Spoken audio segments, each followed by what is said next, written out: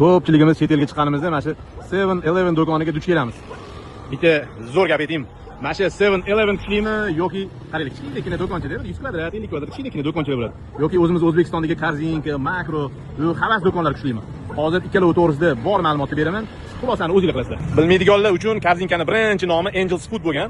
1996-yilda tashkil topgan Zafar aka Hoshimov. Endi hamma taniydi, u insonni juda yaxshi inson. Shunaqa nechta do'kon O'zbekistonda bor bilasizlarmi? 2025-yil 19-dekabrda eng oxirgi 200-chi Korzinkani Qibraydagi o'sha Mirzo Ulug'bek shaharchasida ochildi. 2005-yilda o'zlarining o'sha do'konni nomini Angel Seafooddan Korzinka Uz deb nom o'zgartirishgan. 2021-yil agar adashmasam Korzinka deb to'liqini nom berishgan. Yana bitta ma'lumot topib ketdi. Bu yil 2026-yil, demak Korzinkaga 30 yil bo'lar ekan, yubileyni yil ekan. Endi 7-Eleven do'koni bo'lsa 1927-yil Amerikada Dallas, ya'ni Texasda tashkil topgan. Demak, keyingi yil 100 yil bo'lar ekan. Ro'parasi 70 yilga katta ekan. Kichkina do'kon bo'lishining sababi bu magazin Udoma degan bir yo'nalishda bularni shunaqa yo'nalishda olib borishadi. Ya'ni har qadamda ko'p bo'lish uchun kichkina do'konlarni tashkil qilishgan. Buni birinchi nomi o'zi Totem's House bo'lgan. Totem degani o'zi mana bunaqa stalbaga o'xshagan stalbalar bo'ladigan, indeyslarning o'sha o'zini haykallari bo'lganda, o'sha 7-Eleven o'zi aslida muz ishlab chiqaradigan do'kon bo'lgan, tarqatadigan. Ya'ni o'sha paytda 1927-yilda odamlarda xolodilnik bo'lmagan, o'sha xolodilnikka yo'q odamlarga muz yetkazib berish uchun o'zi ochilgan bir do'kon bo'lgan. Undan keyin o'sha non, tuxum va hokazo sekin-sekin produktlarni qo'shishgan. Shu stalbani oldiga zakazdan olib chiqib qo'yishganligi sababli har bitta o'sha do'konning oldida Totem's House bo'lgan nomi. 7-Eleven nomi o'zi aslida kelib chiqishi sababi shu ertalab soat 7 dan kechki payt 11 gacha ishlaganligi sababli o'sha paytlar. Ya'ni 1946-yil shu kompaniya ochilganiga 20 yil bo'lganda rebranding qilib Totem's House nomini o'rniga shu 7-Eleven deb nom berishgan. 7 dan 11 gacha ishlashgan. Hozir endi 24 ga ishlayapti endi asosan ko'pchiligi. 50-yilga kelganda qo'shni shtatlarga chiqishni boshlagan. Ya'ni 23-25 yil to'lganda. Demak, Korzinkaga xudo xolasa boshqa qo'shni davlatlarga chiqishi vaqti keldi menimcha. Shu kompaniyaga taxminan 40 yil bo'lganda 1500 ta tochkasi bo'lgan. Inshaalloh bizning kompaniyalar ham shunaqa kattalashib ketadi xudo xolasa. Shu 40 yillarga to'lganda Kanada bozoriga kirishni boshlagan. Yana bir eng qizig'i, ustozidan o'tgan shogird, ya'ni shogirdini ishga olgan deb bir nom berishgan. Ya'ni 74-yil Yaponiya franchisingini sotib oladi. Ya'ni Yaponiyada ham 7-Eleven do'konlarini shu yurg'izishga ruxsat olishadi. 74-yil Tokioda birinchi do'kon ochiladi. Oradan bir 15 yil o'tganda 1990-91-yillarda shu Amerikadagi shu 7-Eleven kompaniyasi bankrotga uchrayotgan paytida 70% aksiyasini Yaponiyadagi kompaniya sotib oladi.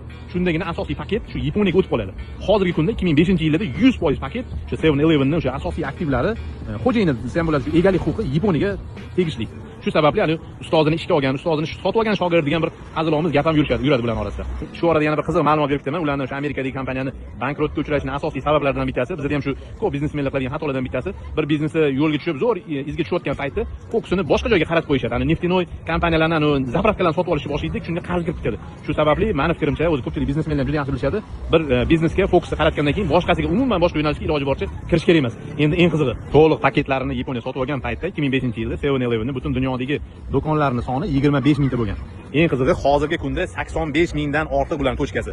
Ya'ni aniq raqam yo'q. Nechta ishchi ishlaydi deb qidirib ko'rsanglar, uni ham sonini aniq yo'q. 85 mingta do'konda 10 ta donadan ishchi bo'lganda ham milliondan ortiqda bularni shu nasibani shuncha odamlarga ish o'rni yaratganda foyda hosil bo'ladi. Eng soni ko'pligi jihatidan Yaponiya birinchi o'rinda turadi. 21 mingta tochka bor Yaponiyada. Amerikada 12,5 ming, hattoki undan ham balandroq o'rinda turadigan Tailand bo'ladi. 15 ming. Biz hozir shu o'tamiz. 15 mingta tochkasi bor ekan Tailand o'zida. Bundan tashqari Tayvanda, Koreyada, Filippinda, Xitoyda, Malayziya, Singapur, Vyetnam, Kambodjada, Avstraliyada, Meksikada, Yevropa davlatlaridan Daniyada, Norvegiyada, Shvetsiyada ham bor. Kanadada ham juda ko'p qismi joylashgan.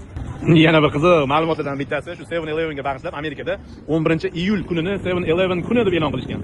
Bu Yaponiyada hattoki bu haqida serial ham olingan. Men sevgimni 7-Eleven'da topdim degan serial ham bo'lgan. Sizlardan bor yo'g'i shu bitta like urib, kommentariyada foydali yozib qo'yinglar. Zafar aka Hoshimovni belgilab qo'yinglar ularni yoki havas yoki shunga o'xshagan makro do'konlarni egalarini ham shu silkalarni ularni ofitsialini belgilab qo'ysanglar, ularga ham foydali bo'ladi. Shunga o'xshagan motivatsion videolar. Albatta, obuna bo'lib ko'rsanglar, bundan zo'r foydali ma'lumotlarni profilimda solib qo'yganman. Kecha o'tgan kun oldingi videolarim, istoriyada bundan ham zo'r ma'lumotlarni berib ketamiz. Sog' bo'linglar, salomat bo'linglar, charchamaylar. Sizlar bilan har doim saydazim.